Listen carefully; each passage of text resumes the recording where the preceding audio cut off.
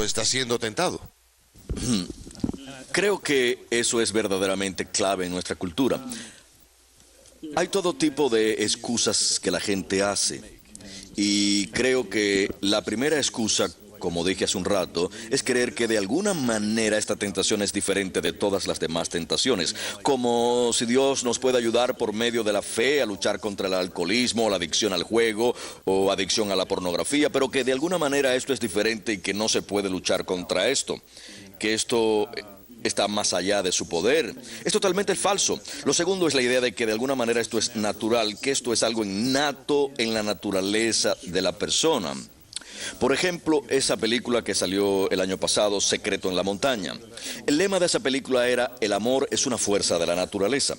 Así que la idea es que este es el amor en la manera tradicional que lo conocemos, como el amor matrimonial, y que es algo natural, que es algo profundamente enraizado. Y lo que aprendí al examinar mi propia vida fue que esto es algo que me importaba mucho antes, desde una edad muy temprana, y siempre estuvo presente, algo así como la estática. Simplemente lo acepté como un hecho.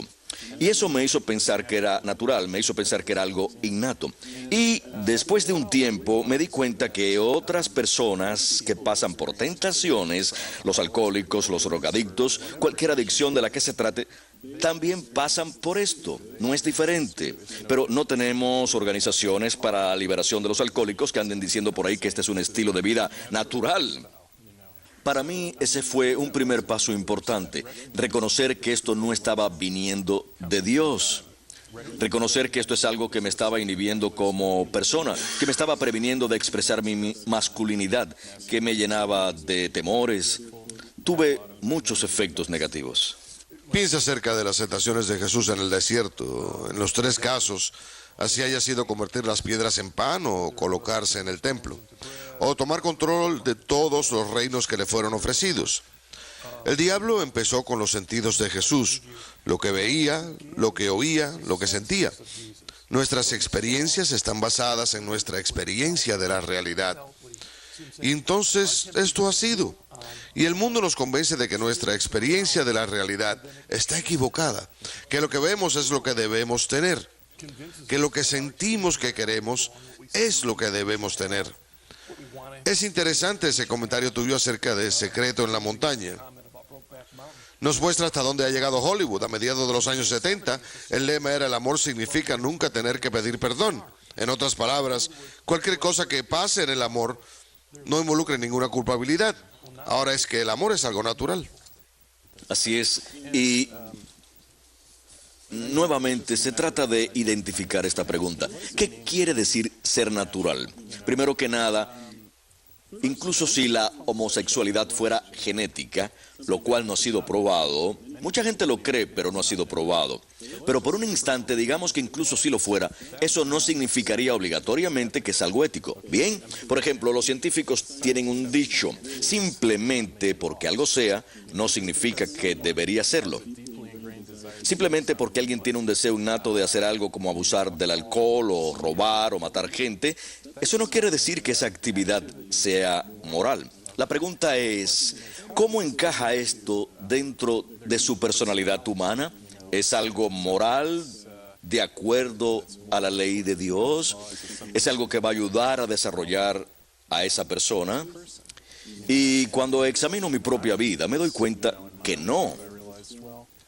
Pero doy un paso hacia atrás y examino mi propia vida, observo mis problemas con la depresión, miro las vidas de las personas alrededor mía, miro las cosas en las que esas personas se involucraron, que eran muy común, como la promiscuidad, el abuso de la pornografía, el abuso de las drogas, el abuso del alcohol, todo tipo de cosas que son muy comunes en el estilo de vida homosexual, que son mucho menos comunes en el mundo heterosexual.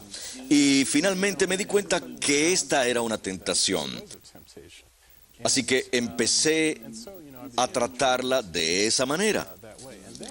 Y entonces el siguiente paso para mí fue discernir de dónde provenía todo esto. Y me di cuenta, observando las vidas de mis amigos homosexuales y observando mi propia vida, que era la misma historia, la misma pauta. Se sentían alejados de sus padres, alejados de sus hermanos, de sus amigos hombres, y se sentían mucho más cercanos a sus madres. Muchas veces tenían mejores amistades con muchachas que con muchachos. ¿Y por qué sucedió todo esto? Entonces hubo una gran ira que resultó de todo esto y llegó a muchas de esas acciones, a mucha de esa promiscuidad. Me empecé a dar cuenta que había una explicación para esto, había una explicación racional. Hay mucha literatura al respecto. Muchos psicólogos han escrito acerca de este tema y había un consenso dentro de la psicología hasta 1973 que esto es causado por problemas de desarrollo dentro de la familia. Y todo esto ha sido suprimido en años recientes. Nos hemos olvidado de ese conocimiento.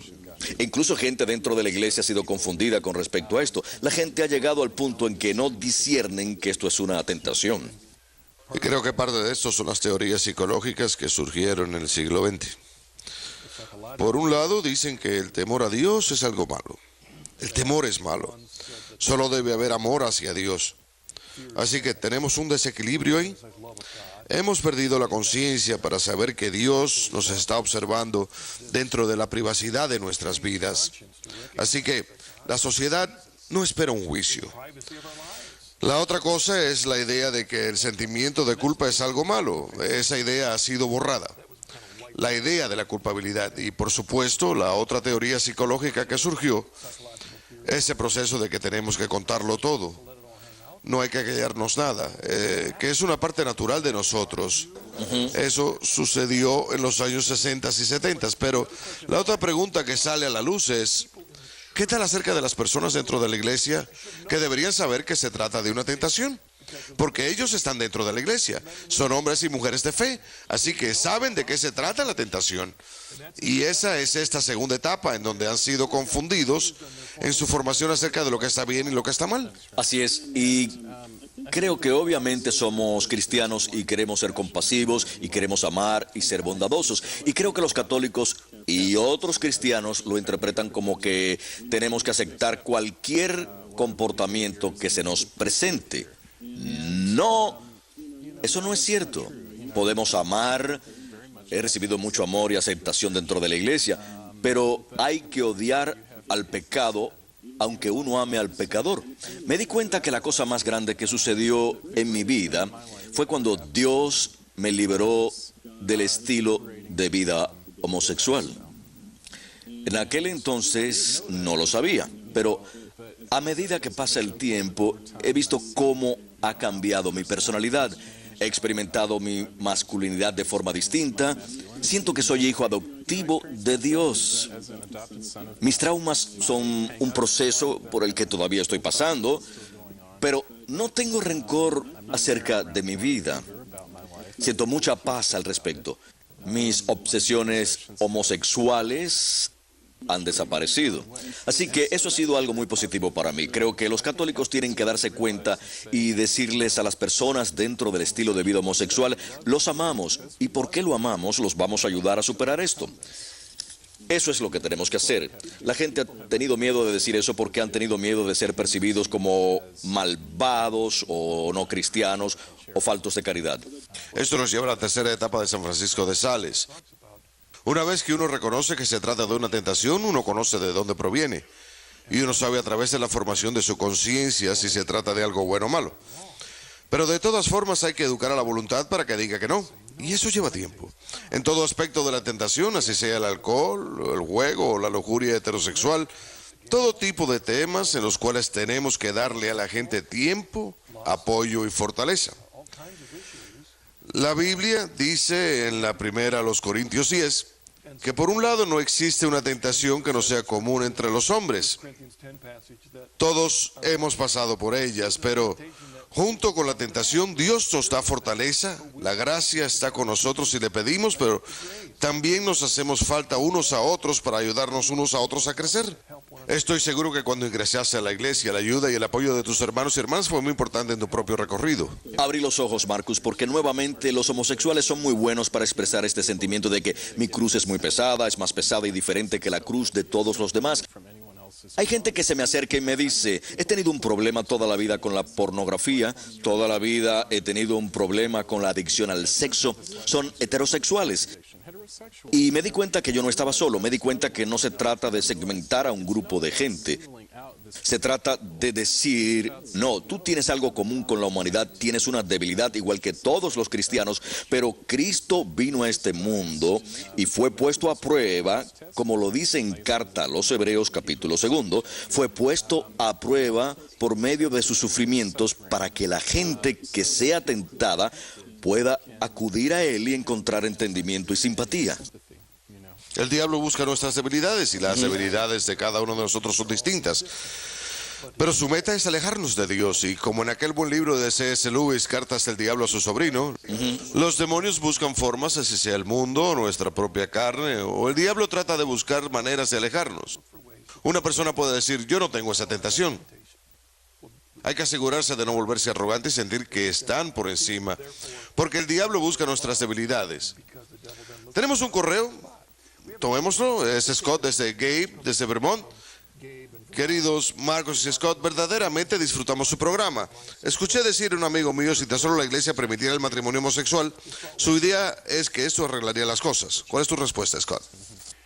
Hay personas homosexuales quienes verdaderamente creen en que se quieren casar y quieren asentarse y que quieren vivir una vida buena y moral. Pero el problema es que esto no es verdaderamente posible. Incluso con las mejores intenciones, la gente lo intenta, pero no funciona. Hubo un estudio famoso realizado en 1985 que demuestra que muchas parejas homosexuales, después de 5 años de estar juntos, cada una de las parejas de hombres permite tener sexo fuera de la relación. El asunto es que los hombres juntos no van a tener ese complemento que existe en la relación entre hombre y mujer, en donde la mujer calma la sexualidad del hombre, los alienta y le enseña ese tipo de vida familiar. Eso no lo van a obtener en una relación entre dos hombres. Con dos mujeres es distinto. Existe ese instinto hogareño multiplicado por 2. Así que existe un tipo de lazo distinto. Existe un tipo de lazo psicológico peligroso. Los psicólogos han bautizado este síndrome y le llaman fusión lesbiana. Las personalidades de hecho se fusionan. Así que en cualquier caso, a pesar de las mejores intenciones de la gente, este tipo de relaciones no terminan pareciéndose en nada a lo que los heterosexuales llaman matrimonio. Simplemente no funciona. Lo que termina ocurriendo es que el matrimonio no va a civilizar a los hombres homosexuales, sino que más bien permitir que los homosexuales se casen a la larga va a destruir el matrimonio. Lo termina dividiendo todo. Cierto. Desafortunadamente, nuestras escuelas públicas incluso han adoptado muchas de estas ideas, este tipo de tolerancia extrema en nuestra cultura. Así que incluso la idea de la familia ha sido diluida, la idea del matrimonio verdaderamente ha sido diluida. Peor que diluida, está siendo destruida. Así es. En las ideas de nuestros jóvenes. Así es. Y por eso es muy importante que la gente entienda qué causa esto, para que pueda intervenir a una edad temprana. Verdaderamente, ¿qué está causando este síndrome? Hablemos de los hombres principalmente porque esa es mi experiencia. Por alguna razón, el muchacho que más adelante termina siendo homosexual crece sintiéndose alejado de su progenitor del mismo sexo y de sus coetáneos del mismo sexo y se sienten más cercanos con personas del sexo opuesto. A veces esto sucede porque simplemente es una persona muy sensible y tal vez reaccione de manera extrema o de manera distinta hacia las cosas que hace su padre o que otros muchachos hacen. Así que le hace falta atención especial, le hace falta enseñanza especial, afirmación para que pueda superar esa sensibilidad extrema. Pero lo que sucede es que si esta situación no es resuelta en la niñez, cuando el muchacho llega a la pubertad, las hormonas empiezan a funcionar, todo se vuelve sexual y súbitamente ese deseo normal de afecto y atención y afirmación de parte de personas del mismo sexo se vuelve erotizado, se vuelve sexualizado. Aunque hablando de forma estricta no se trata de sexo, se trata de recibir el amor y aprobación que uno no recibió cuando era niño. No se trata de lo mismo. La heterosexualidad se trata de buscar al otro. Se trata de crecer y salir de uno mismo y buscar a aquella persona del sexo opuesto que en primera instancia parece muy misteriosa. Así que es tomar un riesgo, es un crecimiento, es alejarse de lo familiar. La homosexualidad se trata de aferrarse a algo que se encuentra dentro del área de comodidad de uno. Se trata de obtener algo, no de dar algo como en la heterosexualidad. Se trata de obtener algo que uno no recibió cuando era niño. Así que uno se aferra a eso. Uno se aferra a eso y se vuelve difícil romper la tentación. Probablemente eso es de lo que se trata la tentación también. Es muy pegajosa y creo que en especial para los homosexuales puede ser muy difícil alejarse de esa tentación y buscar algo diferente y desconocido. Quiero añadir que hay que enfatizar la importancia de la iglesia para ayudarle a uno a definir lo que es la verdad, lo correcto y lo equivocado. Porque vivimos en una cultura en la que todo el mundo alrededor nuestro quiere añadir a esa tentación. Y no basta decir, tengo la Biblia. Puedo indicar ese versículo en el Antiguo Testamento o el Nuevo Testamento que dice que la homosexualidad está mal. Porque podemos encontrar muchos otros versículos que pueden ir en contra de eso, dependiendo de qué manera interpreta uno los versículos. La manera que uno mira las Escrituras. Y por eso es que vamos a encontrar muchos cristianos que están en el bando a favor de la homosexualidad.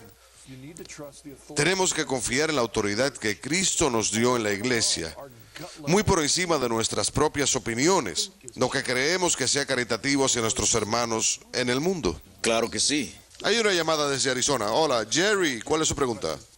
Buenas noches, gracias por atender a mi llamada. Sí, Jerry. Estoy tratando de entender el fenómeno o el emocionalismo y no lo entiendo dentro de la conversión.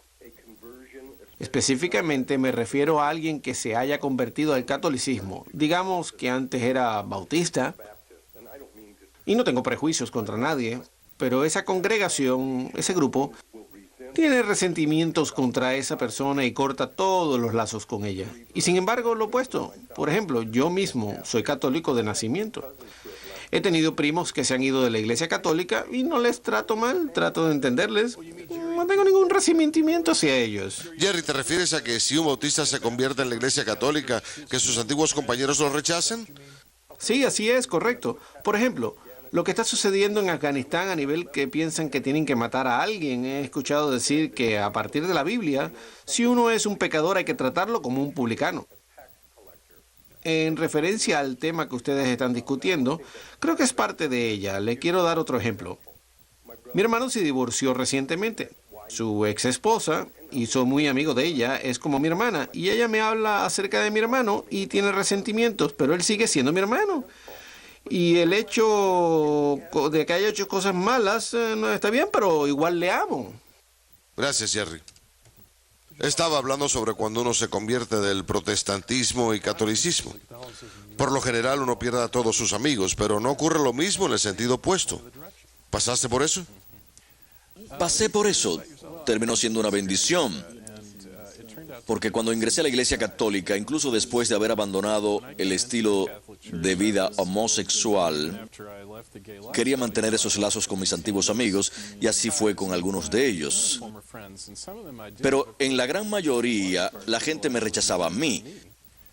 Por eso digo que nunca sufrí persecución cuando estaba dentro de la comunidad homosexual.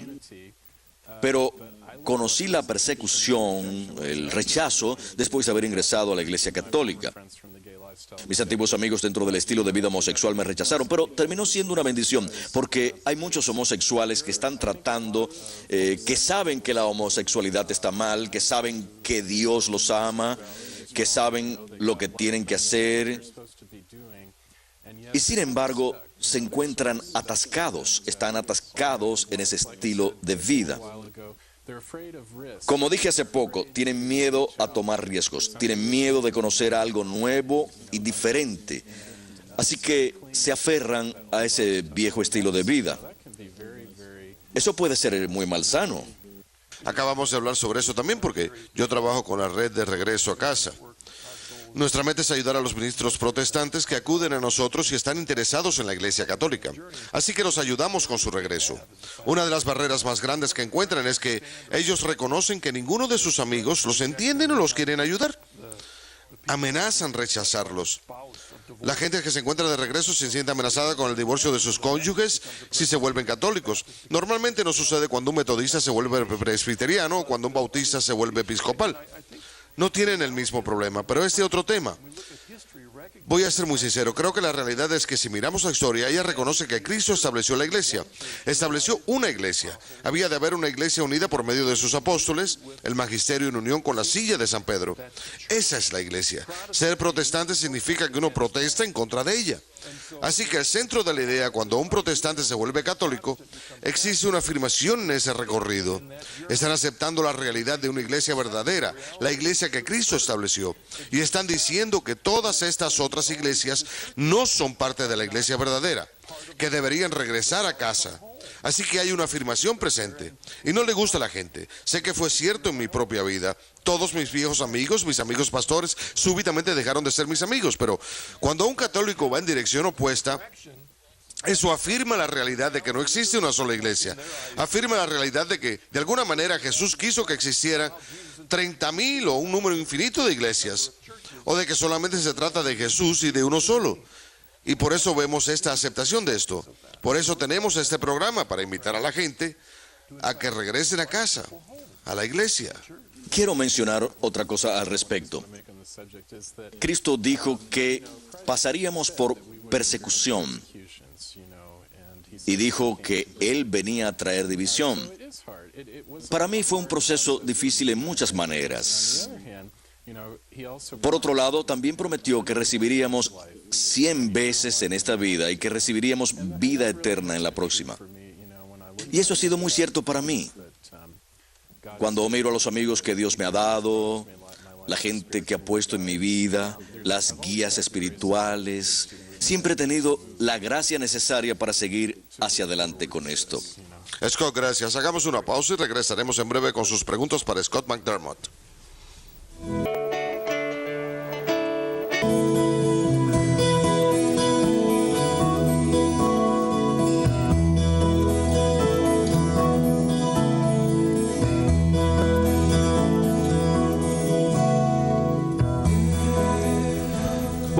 Bienvenidos nuevamente, es primer lunes de línea abierta, nuestro invitado es Scott McDermott. Quiero tomar un momento para recordarles sobre mi programa sobre las escrituras en la radio de EWTN. Los miércoles de 2 a 3, hora del este, el programa se llama Profundizando en las Escrituras. Si quieren enterarse más al respecto, se pueden dirigir a deepinscripture.com. Todas las semanas un invitado y yo estudiamos las escrituras. Y nuestra meta al leer las escrituras es aprender a acercarnos más a Cristo. Esta semana nuestro programa vamos a volver a transmitir el programa de hace 2 semanas con el doctor Kenneth Howell sobre San Juan, capítulo 19. Hablamos acerca de San Juan y la Virgen al pie de la cruz y sobre lo que eso nos enseña acerca de nuestra relación con la Virgen. Y tuvimos un problema con la transmisión, así que vamos a volver a transmitirlo este miércoles de 2 a 3. Hay otra llamada, es Kathy desde Ohio. ¿Cuál es su pregunta? Hola, Marcos y Scott. Esta es una pregunta que he tenido por muchos años y se los pregunto con toda sinceridad. Cuando uno habla con un ateo y se enoja mucho cuando uno menciona a Dios y rehúsa totalmente hablar sobre Dios o la posibilidad de su existencia, ¿cómo es posible que odien tanto a alguien o a una idea si no creen en ella? Gracias, Katy. Es una pregunta excelente. En donde hay humo, hay fuego. Si existe una emoción tan fuerte, debe haber algo ante lo cual está reaccionando. Y creo que normalmente eso es cierto. Creo que cuando la gente es atea, verdaderamente están enojados con alguien y están tratando de buscar la idea de esa persona fuera de sus vidas. Y a menudo se puede tratar de un padre o una madre o alguien que les hizo daño cuando eran niños. Pero de alguna manera se identificaron con Dios y no soportan que se lo mencionen. Así que tratan de poner a Dios de lado por causa de su ira. Su pregunta es sobre cómo lidiar con eso. Primero, hay que tratar de atraer a esa persona a una relación con uno. Y luego tal vez tratar de que piensen sobre sus vidas. ¿Con quién estás enojado verdaderamente? ¿Qué está pasando verdaderamente aquí? Recuerdo que cuando yo era ateo, una de las cosas más difíciles para mí durante el principio de mi conversión era arrodillarme ante el Santísimo Sacramento. Para mí fue muy difícil. Había estado concentrado en mí mismo y tenía la ilusión de que podía hacer todo por mi propia cuenta. Así que tener que humillarme ante este otro ser fue muy difícil para mí. Fue un proceso largo.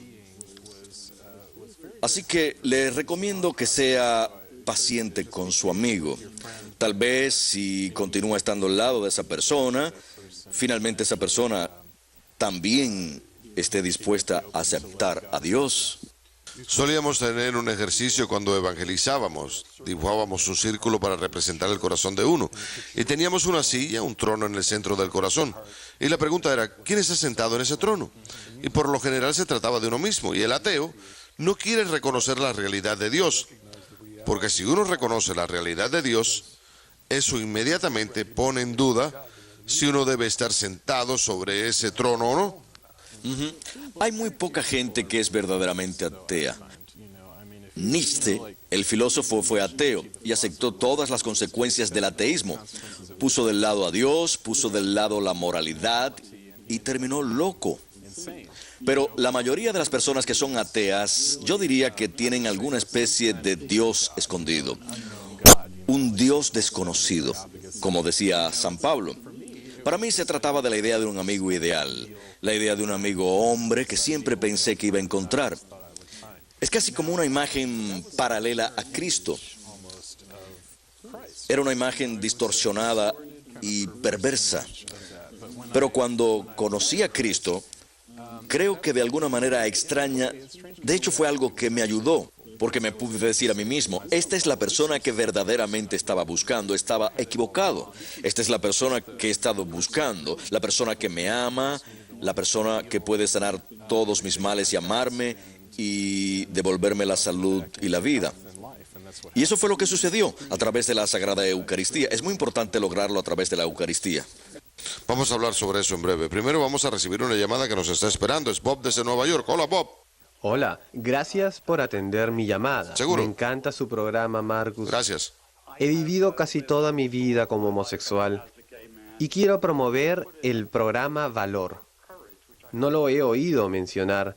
Fui a Valor, que es una comunidad para hombres y mujeres que han experimentado atracción por el mismo sexo y quienes quieren dejar de practicarlo, y me ha sido posible ser casto durante los últimos 5 años y medio. Alabado sea Dios. Quiero preguntarle algo a los dos. ¿Por qué nunca escuchamos nada acerca de la castidad en el púlpito? Voy a misa casi todos los días. Es parte de mi programa para permanecer casto. Y no escucho al respecto. Hablan sobre la anticoncepción, la masturbación y la homosexualidad. Es una pequeña parte del problema y no siento que mi iglesia me esté apoyando. De hecho, a menudo me siento traicionado cuando hay una oportunidad en el Evangelio o cierto día de fiesta. Nunca escucho acerca de la castidad. Gracias, Bob. Es una muy buena pregunta. Claro que sí. Y Valor es un grupo maravilloso. Está realizando una obra excelente en armonía con el magisterio. Les recomiendo a los televidentes que busquen a Valor en la internet. Pueden obtener información ahí. Este tema de la castidad es un llamado. Es un tipo de evolución dentro de la persona. Y es un llamado que todos tenemos. Me parece que la gente lo ignora simplemente porque por algún motivo pensamos que ya no es posible. Pensamos que es posible para los santos del pasado, pero para nosotros no es posible verdaderamente. Realmente se trata de excusas. Hay muchas excusas para justificar ese comportamiento en lugar de preguntar, ¿qué haría Jesús? ¿Qué harían los santos? Ellos rezarían para pedir la gracia de manera humilde para vivir esta vida de castidad. No supondrían. se darían cuenta que requiere oración continua, esfuerzo continuo para cooperar con la gracia de Dios, pero es posible. Y por eso tu testimonio es tan bueno. Como dijiste, espero que más sacerdotes empiecen a hablar sobre el tema desde el púlpito. Recuerdo que poco después de haber ingresado a la iglesia me hice muy buen amigo con un sacerdote. Y desarrollamos tal amistad que nos era posible conversar. Él me contó acerca de los problemas que tuvo durante el sacerdocio. Y en cierta ocasión estábamos conduciendo en mi auto y yo hice el comentario de que yo había estado yendo a su iglesia durante 1 año y medio y que nunca le oí predicar desde el púlpito sobre Humanae Vitae o ninguno de esos temas, y fue honesto conmigo. Me dijo: no lo estoy justificando, no digo que yo esté correcto, pero el problema es que tengo miedo de perder el amor de mi rebaño. Tenía miedo de ofender a la gente, así que existe una tendencia a retroceder. No estaba justificando que eso estuviera bien, estaba siendo honesto. Y yo siempre creí que una de las razones principales para el celibato clerical era la libertad de arriesgarse para hacer lo correcto, para hacer lo honesto. Y hace falta que nuestros sacerdotes y diáconos, quienes tienen el gran privilegio del púlpito, que proclamen las grandes enseñanzas de nuestra iglesia, las cuales nos hace falta escuchar. No las vamos a escuchar en ningún otro lado. Creo que el asunto también es ¿en dónde está nuestra fe? Creemos en un Dios que puede mover montañas, que puede curar a los enfermos. Pero sobre este asunto, de alguna manera, sobre la castidad y específicamente sobre la homosexualidad, es como si hubiéramos perdido la fe. Estamos deprimidos, creemos que estamos a la defensiva, pero depende de nosotros. Tenemos que ser santos y decir que con la ayuda de Dios podemos y lo haremos. Tenemos que dar un giro. La siguiente llamada es de Twyla, desde Missouri. Hola, Twyla, ¿cuál es su pregunta? Hola Marcos, hola Scott. Mi pregunta es, tengo una amiga y su esposo, quienes han sido católicos conservadores durante más de 20 años. Su esposo ha decidido que él es una mujer atrapada dentro del cuerpo de un hombre. Y él tuvo una operación de cambio de sexo. Quiere divorciarse de ella y la ha dejado. Y como ella es católica, ella quiere una separación legal, pero ha cortado todos los lazos y tiene un niño de 15 años de edad y 2 hijas. Mi pregunta es, ella ha cortado todos los lazos legales, no permite que los niños lo vean, pero le quiero preguntar a su invitado, ¿qué sugiere? Él no está dispuesto a ir a Valor ni nada por el estilo en este momento.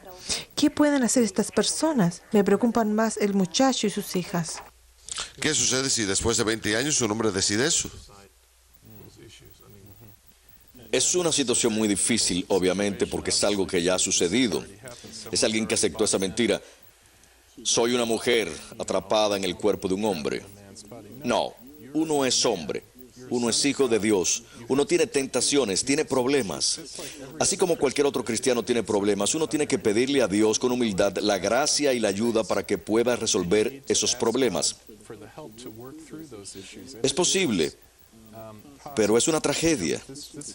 Verdaderamente es una tragedia. Y les pido a todos que recen para una resolución. Pero es una tragedia porque esto pudo haber sido evitado. Si la gente verdaderamente entendiera lo que causa esto y si hubiera recibido tratamiento y ayuda, los cuales están disponibles, esto pudo haber sido evitado. Quiero decir que no es suficiente despertarse una mañana y decir, voy a vivir una vida moral a partir de ahora. Chasquear los dedos y que eso suceda. Hay que pasar por un proceso, así como Jesús pasó por el proceso de venir al mundo y de vivir aquí. Tenemos que pasar por ese proceso, tenemos que examinar el pasado. Tuve la ayuda de un gran terapeuta, un gran guía espiritual. Hay que resolver esos problemas, hay que resolver esa ira, producto del pasado, dirigida hacia personas que uno cree que le han hecho daño.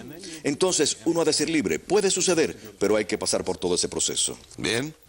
Tenemos un mensaje electrónico de David, antes de Carolina del Norte.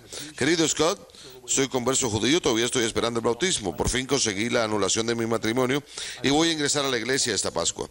No quiero caer en el pecado mortal por causa de las cosas de mi adolescencia, como las drogas y la pornografía, a partir de mi bautismo. Antes de que usted fuera bautizado, ¿qué pensaba que iba a pasar con usted y con sus tendencias homosexuales? ¿Qué quisiera haber sabido en aquel entonces que sabe ahora? Muchas cosas. Es como si hubiera estado en una oscuridad total. Es un proceso gradual de recibir la luz y recibir la fe y la santidad. Pero uno no puede mirar hacia atrás y sentir arrepentimiento. Cuando examino mi vida, pienso que tal vez hubo una razón por todo esto. Dios permitió que esto sucediera por algún motivo, así como Dios permitió que los hermanos de Josué lo vendieran como esclavo en el Antiguo Testamento y fuera enviado a Egipto. Fue para darle de comer a su familia y más adelante salvarlos. Y en mi caso creo que fue para poder ayudar a otras personas que sufren del mismo mal. Y en su caso también. Creo que si puedes entregar a Dios y puedes entregar a Jesús cualquier problema que usted tenga, quiero que sepa que sus hermanos en el cuerpo de Cristo están pasando por los mismos problemas. Quiero que sepa por encima de todo que Jesús está presente en la Eucaristía como su amigo constante para ayudarte a superar lo que esté causando esto. Verdaderamente esa es la clave. También puedes ayudar a la gente que esté pasando por el mismo problema. Bien, pasemos a Mary desde Pensilvania. Hola, ¿cuál es su pregunta? Hola, Marcos. A mi padre y a mí nos encanta su programa.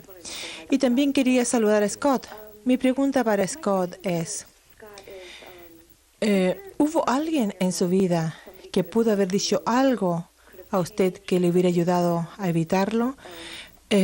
Algo que sucedió cuando usted era pequeño, cuando sabía que usted tenía esa tendencia. ¿Hay algo que podamos aprender nosotros para observar en nuestros hijos o en otros seres amados? Gracias. Gracias, Mary. Se puede hacer mucho. Acabo de leer un libro maravilloso de Joseph Nicolosi. Lo pueden comprar en la internet. Es una guía para los padres para prevenir la homosexualidad y para buscar señales que hayan visto y tomar algún tipo de acción preventiva. Nuevamente, la intención no es causar pánico, simplemente hay que estar bien informados, confiar en Dios, observar las señales, buscar ayuda y realizar los ajustes necesarios.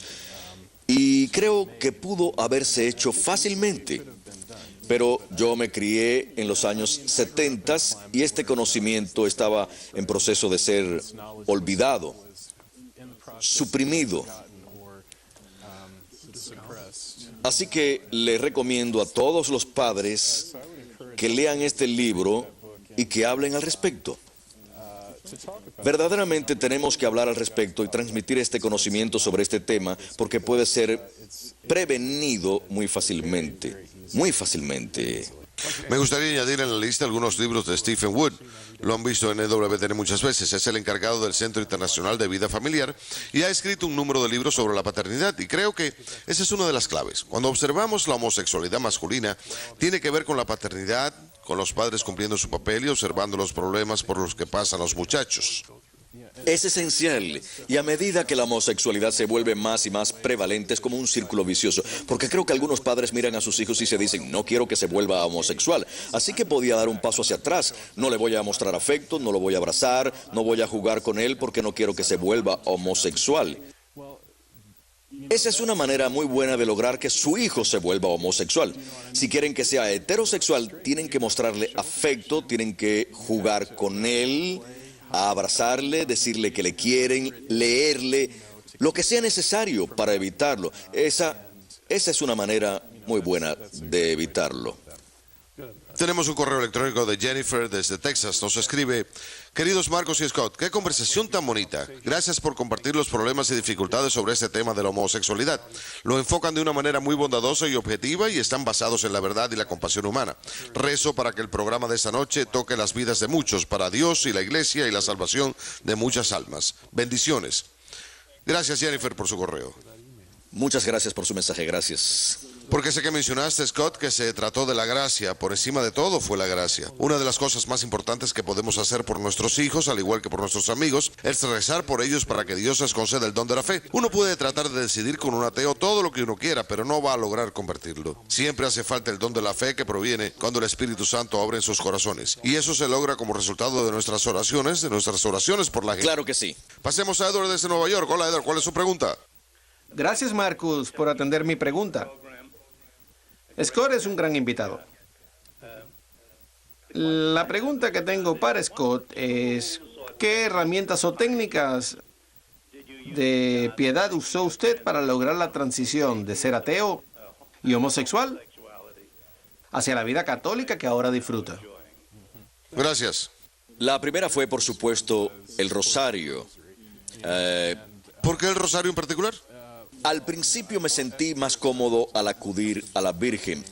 Y cuando recién ingresé a la iglesia, sentí vergüenza. Era como si tuviera vergüenza de estar ante la presencia de Jesús. Así que primero acudí a la Virgen y ella me ayudó en el proceso. Y gradualmente, al pasar el tiempo, aprendí a estar ante la presencia de Jesús. Y después de sentirme cómodo con ello, me di cuenta que el Jesús eucarístico era mi mejor amigo. Así que en la siguiente fase yo solía ir mucho a la adoración. Fue increíblemente esencial para mí. Por supuesto, también ir a misa y recibir la Eucaristía y asistir al sacramento de la penitencia. Y también mencionó a San Francisco de Sales. Tuve un gran director espiritual que me ayudó a meditar de acuerdo al método de San Francisco de Sales.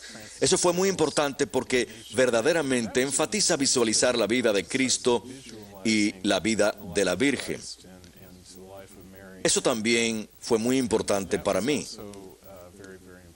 Diría que esos tres aspectos de la fe. ¿Qué tal acerca de la Eucaristía? La mencionaste un número de veces, la importancia de la Eucaristía. Porque uno de los problemas, podemos hablar acerca de la tentación de muchos tipos de estilos de vida aberrantes, pero también nos sentimos tentados a ponernos cómodos en nuestra espiritualidad. Así es. A caer dentro de una rutina católica o de nuestra tradición espiritual. Y creemos que todo está bien, pero nos cegamos ante la necesidad de crecer.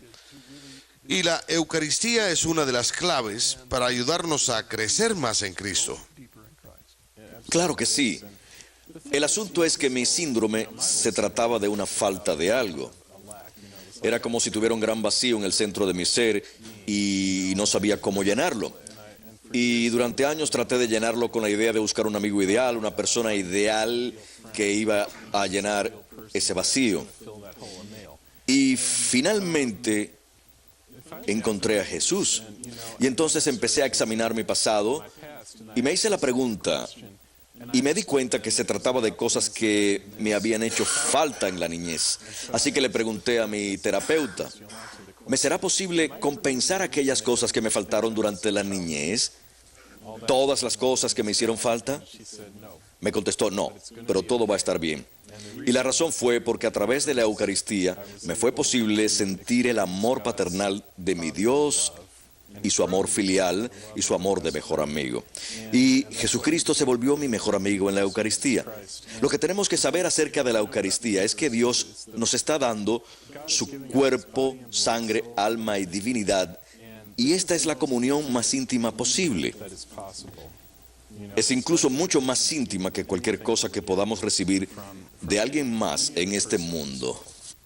Les recomiendo a aquellas personas que se encuentran de regreso a casa que reflexionen, que contemplen las tribulaciones de San Pablo en su llamado a la perfección en Filipenses capítulo 3, al final en la sección del medio. Dice en esa parte, no es que ya lo haya conseguido todo o que ya sea perfecto. Sin embargo, sigo adelante esperando alcanzar aquello para lo cual Cristo Jesús me alcanzó a mí. Hermanos, no pienso que yo mismo lo haya logrado ya, más bien una cosa hago, olvidando lo que queda atrás y esforzándome por alcanzar lo que está adelante. Sigo avanzando hacia la meta para ganar el premio que Dios ofrece mediante su llamamiento celestial en Cristo Jesús. Eso es lo que estamos hablando y por medio de la gracia, de la humildad, por medio de la importancia del sufrimiento y del sacrificio en medio de este recorrido. Tenemos otro mensaje electrónico, vamos a ver si podemos atender uno más. Scott, host desde St. Paul, Minnesota. ¿Se puede ser moral y ateo? Si la persona no está abierta a la idea de que Dios no existe, ¿puede esa persona vivir una vida moral? Es una pregunta muy interesante para mí porque cuando yo era ateo en secundaria, yo rechazaba muchas de las cosas que hacían mis amigos. Rechazaba ir a fiestas y tomar alcohol y todas esas cosas. Así que mis amigos cristianos me decían, serías muy buen cristiano si no fueras ateo. Creo que ese puede ser el caso y es una manera de lograr una conexión. Muchos ateos tienen un gran sentido de la razón, tienen un gran sentido de la lógica. Así que poseen ese sentido de que la realidad está estructurada en cierta forma y puede ser de una forma ética. Pero lo que les hace falta es ese sentido de relación. Está presente un orgullo que les previene de admitir que la verdad puede existir en otra persona. Dios, que provenga de esa fuente. Y cuando se les insiste acerca de ciertos temas, cuando lo convertimos en un dilema moral, como la clarificación de los valores. Tenemos 6 personas en un bote y solamente es suficiente comida para 3. ¿Cuáles 3 personas echar por la borda? Cuando uno se ve obligado a aclarar el tema de los valores, ¿cuál es la base que usan para determinar un asunto moral? Y si no es Cristo y la Iglesia que Él nos ha entregado para resolver problemas difíciles, como el aborto o la anticoncepción o un estilo de vida, entonces uno se está guiando por sus propios instintos, por lo que uno cree que es bueno para la sociedad, por lo que uno cree que Jesús haría en una situación así.